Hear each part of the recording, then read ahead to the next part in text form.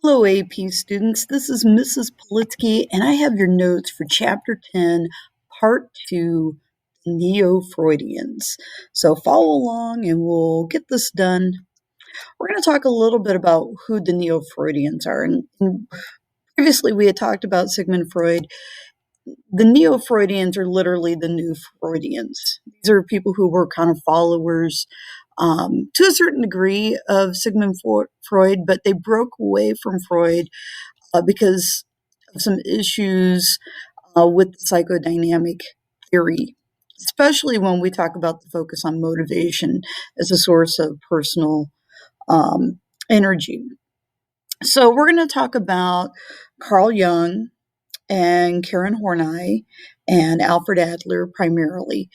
And we're going to first start with Carl Jung, who was actually a very close associate of Sigmund Freud. He was actually a part of Freud's inner circle.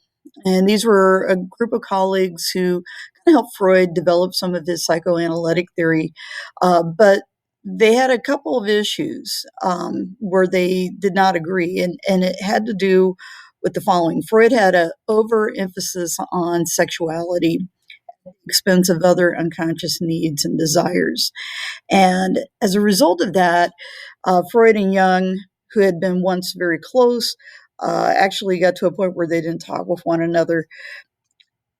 When we talk about Jung, he disputed the whole structure of unconsciousness, and he broke it down into two parts. Personal unconscious, which is very similar to the unconsciousness that maybe Freud talked about with the id. And then he talked about this weird one called the collective unconsciousness, which is a collection or a reservoir of all of the instinctual memories that we have from our ancestors. And this includes something called archetypes that exist in all people. Okay. When we talk about archetypes, these are the ancient memory images in our collective unconsciousness. They appear in things like art and literature, folk tales. For the most part, they're even in things like our movies and television shows even today. And when we look at this, there's kind of some different dimensions. You have the animus and the anima. Animus being the masculine side of our personality, and anima being kind of the feminine side of our personality. Other archetypes also give use to other universal concepts such as um, our mother, father, birth, death, hero, trickster, God, and the self. Up here on the in the right hand corner where we have the graphic, you might hear a little bit about the shadow. The shadow is kind of like being death for the most part, or perhaps even evil. Um, when we talk about this could be the destructive and the aggressive tendencies that we don't want to acknowledge in our own personalities, but supposedly they're there. They're kind of hidden in our unconsciousness.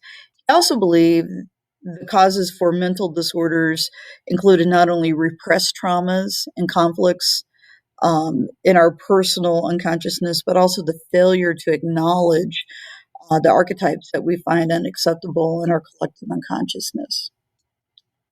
Jung also talked a little bit about personality types, and Jung's principle of opposites portrays each personality as a balance between opposing pairs of tendencies or dispositions. And probably the big one is when we talk about introversion and extroversion. Introversion is kind of that dimension of our personality that focuses on our inner experiences, okay, our own thoughts, our own feelings. Typically, people who are introverted might appear to be very shy, very quiet, maybe more in tune to things that are happening in their own mind, where extroversion is talking about that dimension that is turned outside of us towards others. So an introvert might be shy, but an extrovert might be a people person or a life of the party. So to evaluate Jung's work, Jung's influence is strongest outside of psychology, especially in literature and the popular press.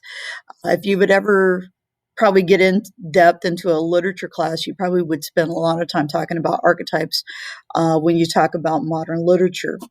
Jung also opened the door to an alternative personality theory that maybe we hadn't thought about in response to maybe Freud. Jung's notion of personality types makes Jung not only a psychodynamic theorist, but also a pillar of temperament or trait or type approach that we will review in the middle segment of this chapter. And some of his work is also important when we talk about certain types of indicators or inventories to determine personality types, such as the Myers-Briggs. And you will probably get an opportunity to take something very similar to that later on in this course. Another neo-Freudian was Karen Horney. She is kind of the feminist voice in this psychodynamic theory. She also had some issues with Sigmund Freud, especially when you talk about his psychosexual stages of development, particularly the Oedipus complex, and his assertion that women must suffer from penis envy. That probably is not necessarily true, but if you remember back to Freud, he believed that that was all kind of determined mainly because of some kind of childhood experience. Instead, Karen Horney focused on this thing called basic anxiety. It's an emotion proposed by her that gives a sense of uncertainty and loneliness in this hostile world that can lead to some kind of maladjustment. And she talked about us as humans needing certain things, such as neurotic needs. These are 10 needs that are the normal desires to our neurotic extremes. So we have a need for attention and approval from others. And sometimes that's kind of being acknowledged by others or being accepted. There's also a need for a partner or the dread of being left alone. This whole idea that we need somebody in this world to cling to, and we fear that isolation if we don't have that. There's a need to restrict one's life and remain inconspicuous. This whole idea that we have our privacy, okay, and we can protect that. There's also a need for power and controls over others, this way to assert ourselves and to keep maybe ourself intact. There's a need to exploit others. This sounds kind of dark and maybe a little bit devious, but this idea that you can, point out the wrongs in others, and we tend to do that. And I don't know if that's necessarily drawing back to things like original sin and such, but certainly that is something that is part of our, being. There's a need for recognition or prestige, being able to say that you have accomplished something, a need for personal admiration, to be admired by others, a need for personal achievement, a need for self-sufficiency and independence. And really, as humans, we're kind of working at this from really the earliest parts of our lives. And then finally, the need for unassailability. So evaluating her work, her theory suffers from some flaws of weak scientific foundation, much like that of some of Freud's theories. It's hard to test. And hence, if you wanted to replicate it, it's going to vary obviously from person to person based on their situation. Alfred Adler.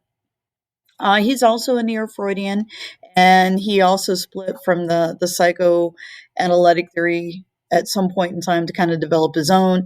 And he proposed his theory encompassing things like birth order, lifestyle, and his most famous what he would call the inferiority complex.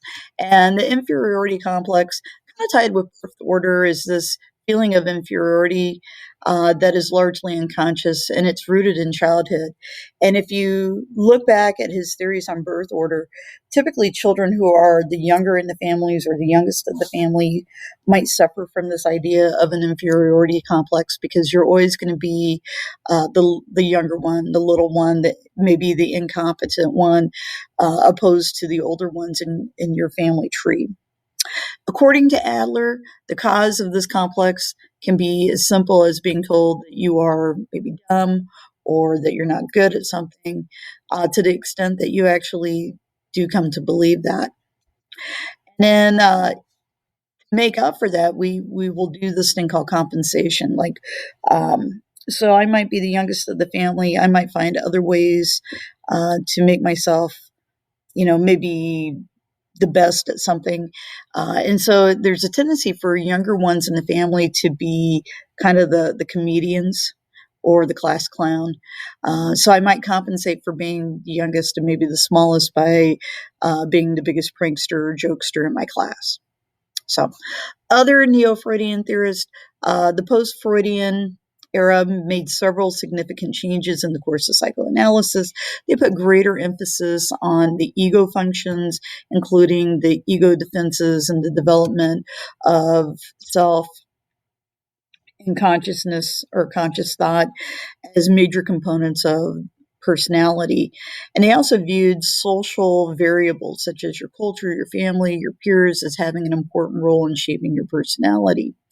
They also extended personality development beyond childhood, because if you go back and you look at Freud, everything's happening probably within the first few years of your life.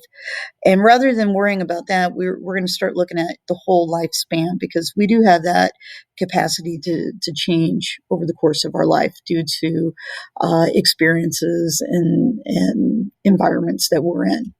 Thank you very much.